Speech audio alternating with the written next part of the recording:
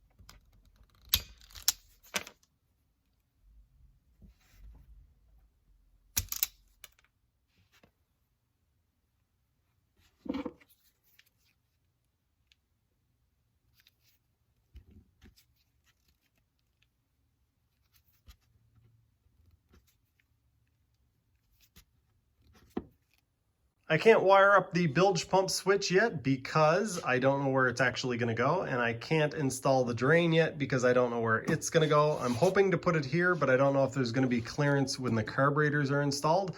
So that's as far as I can go right now with the bilge pump. I finished up doing some sanding. I got this repair completely sanded out. Really happy with the way that one went. This one didn't go quite as well. It's got a couple of voids, but it's not going to matter because this is going to be carbon fiber skinned at some point. And this one, where you can't see on the other side, there's a little bit of a void there as well. This little repair on the back where these two rivets were, that went perfect.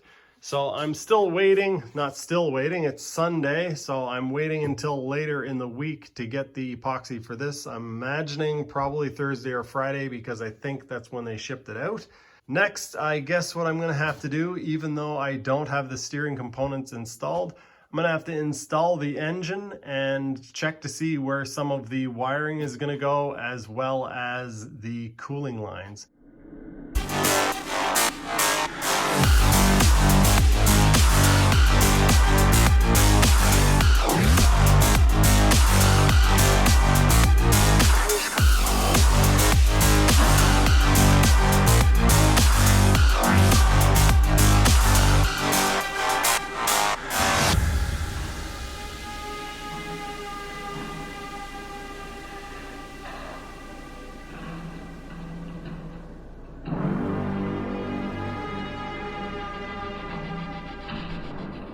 I had to remove the exhaust to get the engine to fit into the hull. I had actually left the exhaust on because I wanted to see if I could get it in and out with the exhaust on there, and I clearly can't because it's very tight even without the exhaust.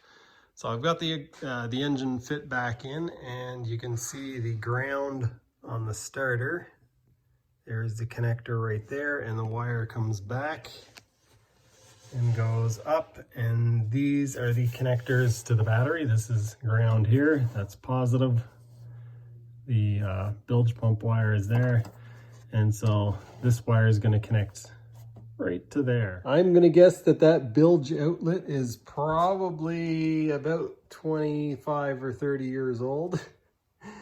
I should probably get something that looks a little nicer than that, but pretty good location for the bilge outlet.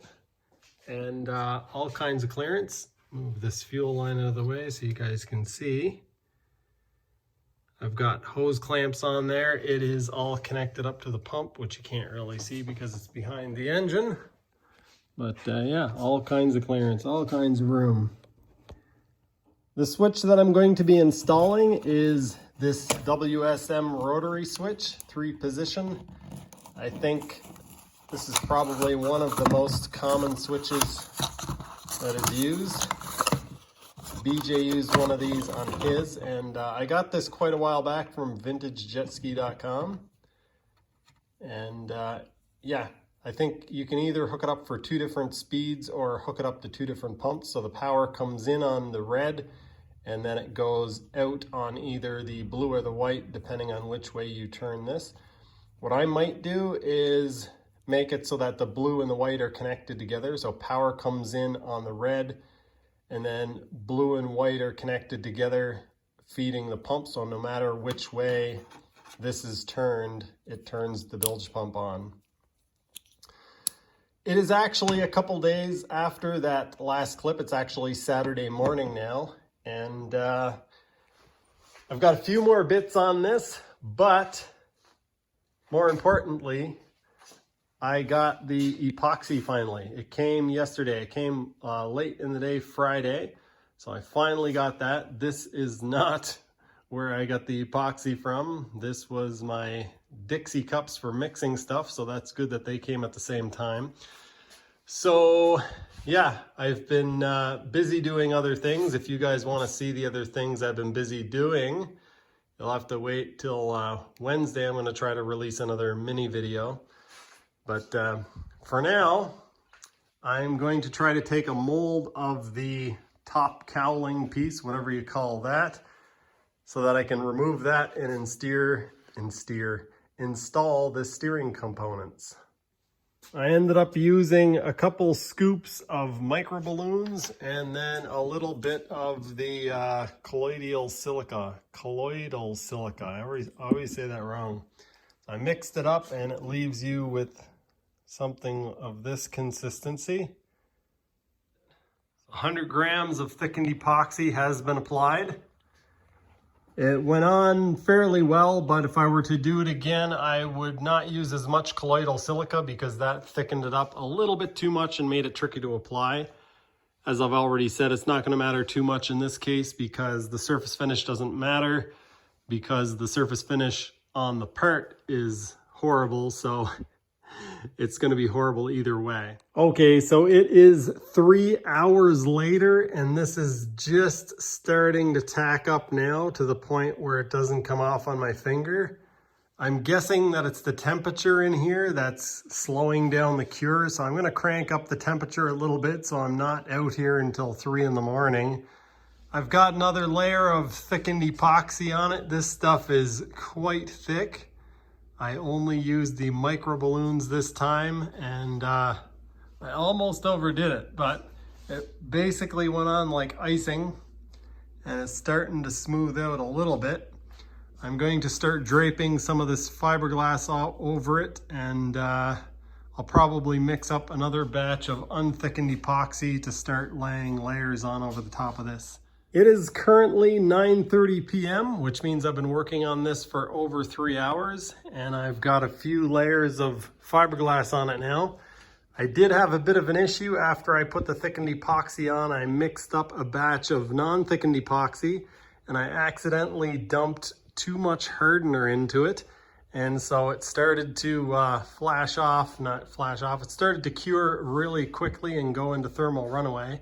I put some in the freezer, dumped half of the batch into the freezer, and used the stuff that I could, and then took the stuff out of the freezer and was able to use most of it before it hardened up. Anyway, this is gonna have to be the end of the video. I was hoping to pull this off and show you guys, but if I pull this off before it's fully cured, what's gonna happen is it's going to warp and change shape, and then I'll end up with a piece that is even more poorly shaped than it needs to be, or than it's going to be already. So I'm going to wait until tomorrow and pull this off, and you guys will be watching this video tomorrow on Sunday. And so yeah, that's going to be the end of this video. I'm planning on putting out a video on the Mini. If any of you guys are interested, I'm hoping to get one out on Sunday. As you can probably see by looking at it, it's had a bit of a cleaning, and I've been doing some other stuff to it as well. I managed to make quite a bit of progress on the jet ski. Of course, not as much as I wanted to, but I did manage to make some progress on it. I got the, oh, I don't think I showed you guys. I got the exhaust outlets installed and siliconed in. Can we see that? Exhaust outlets are in, and I got them siliconed in place. You can't see the silicone, but I did get that. I test fitted my supports. Surf braces. I test fitted those and there's not going to be a problem. I also did away with the giant aluminum block that was under here. I had machined out a giant aluminum block as a support, and I really don't think that's needed. I think it's extreme overkill, so I used some big stainless steel washers and some longer bolts, and so that's going to shave a bunch of weight off of that. I think that's about it. I got the bilge outlet in and discovered that there was lots of clearance, so I got the bilge outlet installed. Once I pull this off, maybe I can figure out where I'm going to put the bilge switch and a few other things. I need to figure out where I'm going to put the kill switch. But yeah, I'm going to have to do some sandblasting. These pieces still have some orange powder coat on them, and the handlebars, I don't know if I'm going to coat them or if I'm just going to leave them as is for now. But yeah, we'll have to wait to see that in the next video. Not really 100% sure where I'm going to go from here, but I am obviously going to be installing the steering components, and then that will give me an idea of how much room I have up in that area for electronics and running cooling lines and some other stuff. So once again, that's going to do it for this video. Thanks for watching, and I'll see you next time.